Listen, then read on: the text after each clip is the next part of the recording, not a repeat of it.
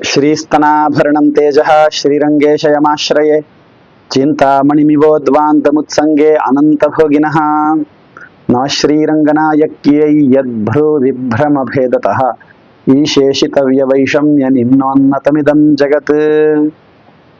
यह प्रश्न है कि हमारे सनातन धर्म में इतने सारे देव क्यों माने जाते हैं, देवी देवता बहुत है, ऐसा क्यों है?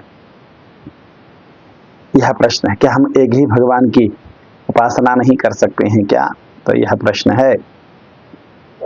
तो प्रश्न ठीक है। देवी देवताएं बहुत इसलिए माने जाते हैं क्योंकि वो हैं इसलिए उनकी मान्यता है। आपके आंख हैं, आप आंखें हैं, आपका कान है, आपका मन है, आपकी जिह्वा है। इस प्रकार आपके ज्ञानेंद्रिय अलग अलग अनेक हैं, आपके कर्मेंद्रिय अलग अलग अनेक हैं। तो तत्त उन ज्ञानेंद्रियों की शक्ति भी अलग है। आंख की जो शक्ति है वह शक्ति कान की नहीं, हाथ की जो शक्ति है वह शक्ति आपके वाणी की नहीं, आपके रसना की नहीं। तो इस प्रकार बोलने की शक्ति अलग ही है, चखने की शक्ति भी अलग ही है। जब शक्ति अलग अलग है तब उन शक्ति के द्वारा उपहित तत्व शक्तिमान भी अलग माना जाएगा। जैसे सरकार के एक होने पर भी विद्युत वितरण करने वाला केंद्र अलग है, जल वितरण करने वाला केंद्र अलग है, शिक्षा का केंद्र अलग है, स्वास्थ्य का केंद्र अलग है। करने को तो सब सरकार ही कर रही है। इसी प्रकार हम में जो शक्तियां अलग अलग हैं, ये तो केवल शरीर की शक्तियों को लेकर बात हो रही है। प्रकृति में देखें तो प्रकृति में ही अनेक शक्तियां काम कर रही हैं। तो होने को तो परमात्मा एक ही है। तो उन शक्तियों को लेकर परमात्मा के अनेक रूप,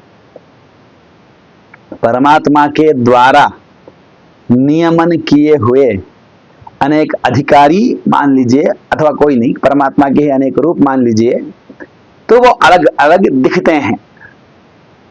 भीतर चैतन्य शक्ति एक होने पर भी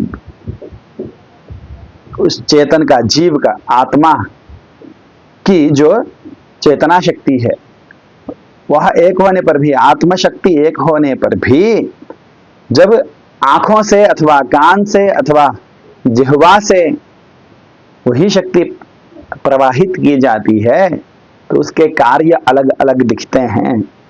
तो अनेकता है और ये सब दिव्य हैं। ये नहीं कि आप मशीन से देखने लग जाएं, मशीन से ही सुनने लग जाएं, जिसका आंख ही नहीं। जैसे पत्थर को लाके आप कोई यंत्र लगा दें और वो देखने लग जाए, ऐसा संभव है क्या? पत्थर नहीं देख सकता। पत्थर पे लाके आप कोई जीभ लगा दें, सेंसर लगा दें, तो वो भोग करने लग जाएगा, चखने लग जाएगा, ऐसा है क्या? भले ही वो बता दे कि ये कड़वा है, ये तीखा है, ऐसा कुछ बता दे, लेकिन वो भोग लेगा क्या? भोगने की शक्ति नहीं है ना। इसी प्रकार जो परमात्मा है वो, उस परमात्मा ने इस संसार में जीवों के पुण्य पाप अनुसार भोग भोगने के लिए विचित्र सृष्टि कर रखा है। तो उस वैचित्रता के, उस वैचित्र्य के निर्वाह के लिए, उस विचित्रता के निर्वाह के लिए शक्तियां भी विचित्र विचित्र हैं। तो शक्तियों के विचित्र होने पर शक्ति के अधिष्ठाता देवता भी विचित्र हैं, अनेक हैं। होने को सब भगवान ही हैं। तो यास्क ऋषि कहते हैं, एका एवं महादेवता, एक ही महादेवता है, एक ही बहुत बड़े देवता है। महाभागत्वात्, तो महाभाग्यत्वात् अनेकथा स्तूयते, अनेक अंशों के कारण, अनेक अंश से युक्त है, अनेक अंगों से युक्त है, अनेक शक्तियों से युक्त है, इसलिए उनकी अनेकथा स्तुति होती है, अनेक उनके नाम हैं। तो इस प्रकार देवता अनेक हैं, शक्तियां हमें दिखती है ना अनेक प्रकार की। तो शक्तियों के अनेक होने से शक्तियों के अधिष्ठाता देवता भी अनेक हैं, देवता अनेक हैं, इसलिए देवता अनेक माने जाते हैं।